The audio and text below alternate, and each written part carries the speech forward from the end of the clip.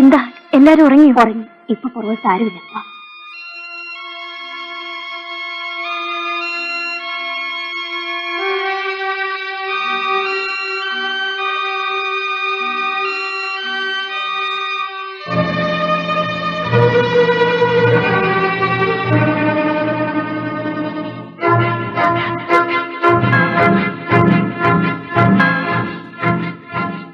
ശങ്കര, ഏതോ ഒരു പെണ്ണ് അതിന് കയറി ചാടുന്നു. വാ അമ്മയമ്മേ, അമ്മയമ്മേ.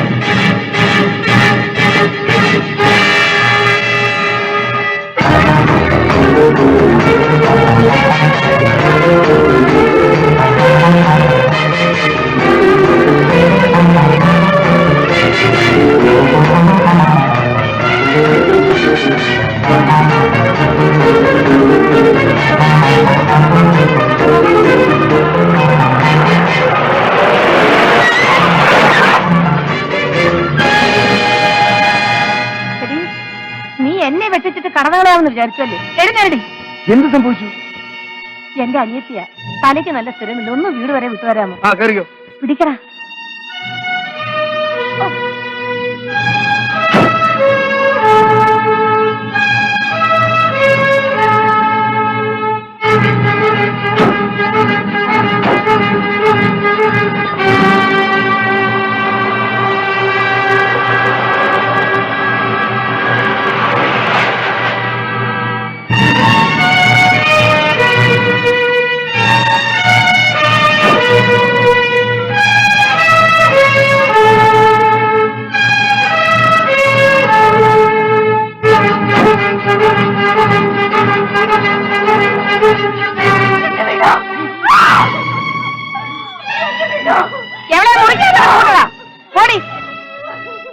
ഇവിടുത്തെ മറ്റുള്ളവന്മാരൊക്കെ എവിടെ? എടി ശാരദേ, നളിനി, അറിയാതെ ഈ അപ്രാത്രയ്ക്ക് അവൾ എങ്ങനെ മതിലേറി ചാടി?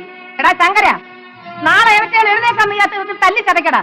എന്റെ വീട്ടിൽ എന്റെ ചോറ് നിന്നുകൊണ്ട് നന്ദികേട് കാണിക്കുന്നു അല്ലേ?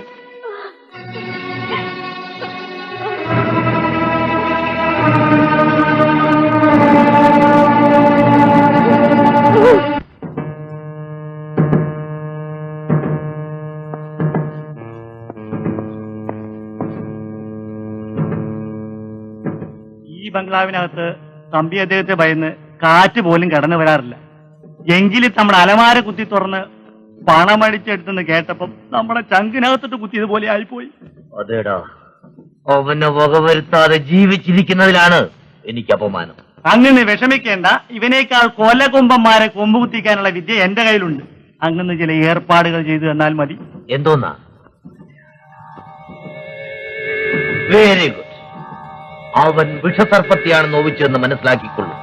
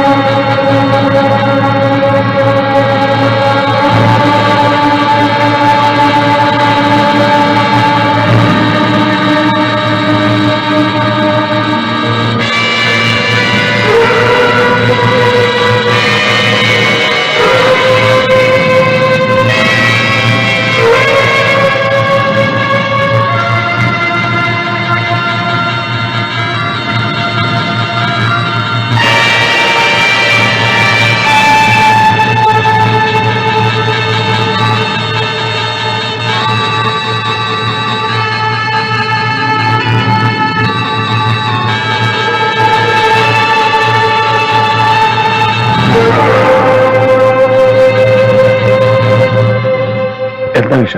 നീ കണ്ടില്ലേ എന്തോന്ന്? ഞാനാ തൂക്കിയറിഞ്ഞത് പാമ്പ്. എന്ത് പാമ്പ്? ഏതാ പാമ്പ്? എന്ത് പാമ്പ്? ഏത് പാമ്പ്? എവിടുത്തെ അങ്ങോട്ട് നോക്കണോ? പാമ്പ്? പാമ്പ് ഞങ്ങളുടെ ഒറ്റ പാമ്പ് കൂടല്ലേ? പാമ്പല്ല, പാമ്പല്ല, അപ്പൊ മനസ്സിലായിരിക്കും പാമ്പ്.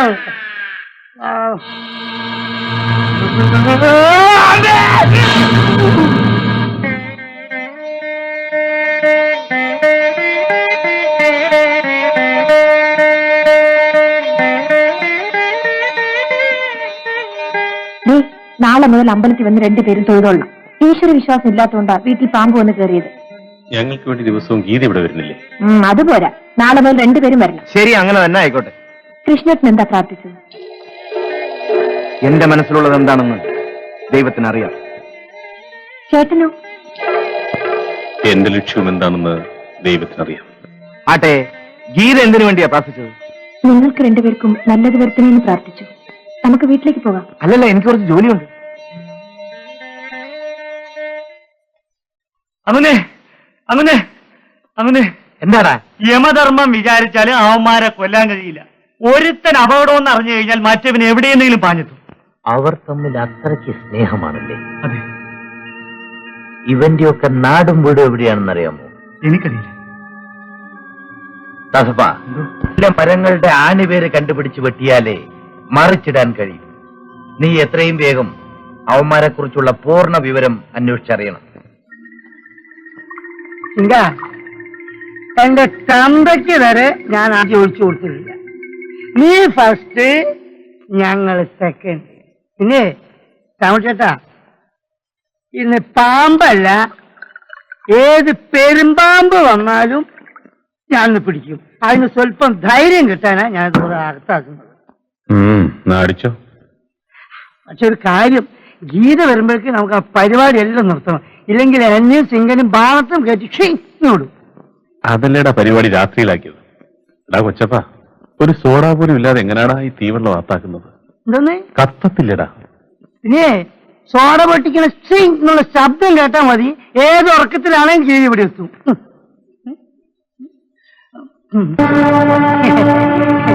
പിന്നെ സിംഗൽ ഇങ്ങനെ ഓരോ കഥകൾ പറയാം, ഞങ്ങളതിൽ കേട്ടിട്ടുണ്ട്. നിന്നോട് ഇത് വാങ്ങിച്ചോണ്ട് വരരുതെന്ന് പറഞ്ഞിട്ടില്ലേ? ഏതോ? ഓ, ഇതൊരാളെ സംഭാവന എന്നാ. പുറത്ത് ഇവിടെ വാതിലെവിടെ? വാതില് ചുമ്മാരിടാ. പോട്ടെ. ഓക്കെ. ഞാൻ പറഞ്ഞിട്ടാണ് അവൻ വാങ്ങിച്ചോണ്ട് വന്നത്. ചേട്ടാ, ചേട്ടൻ കുടിക്കില്ലെന്ന് എന്നോട് പറഞ്ഞതല്ലേ? അതെ. എന്തിനാണ് ചേട്ടാ എന്നോട് കള്ളം പറയുന്നത്? എന്റെ ഇഷ്ടമായിട്ട് ഇന്നൊരു വാക്ക് പറഞ്ഞാൽ മതിയായിരുന്നു. ഞാൻ എതിർക്കില്ല. അല്ലെങ്കിലും കുടിക്കരുത് പറയാൻ ഞാൻ ചേട്ടന്റെ ആരാണ്? എനിക്കെന്ത് അവകാശം? വേണ്ട വേണ്ട, ചേട്ടൻ എന്നെ പെങ്ങളെന്നും അനിയത്തി എന്നൊക്കെ പറയുന്നത് വെറും ഒരു ഭംഗി വാക്കാണെന്ന് ഇപ്പോഴെനിക്ക് മനസ്സിലായി. ഒരിക്കലുമല്ല ഗീതേ, നീ എന്റെ അനുജത്തിയാണ്. കുടിക്കാതെ ജീവിക്കാൻ പറ്റാത്ത എന്റെ ചേട്ടനോട് എനിക്കൊരു കടപ്പാടുണ്ട്. ഞാൻ എന്റെ കൈകൊണ്ട് തന്നെ ഒഴിച്ചു തരാം. ഇതാ കുടിക്കു ചേട്ടാ, ആവശ്യം പോലെ കുടിക്കൂ.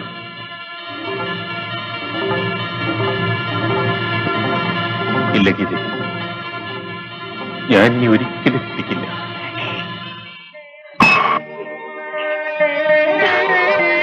എന്നെ വിശ്വസിക്കൂ, ഇത് സത്യം.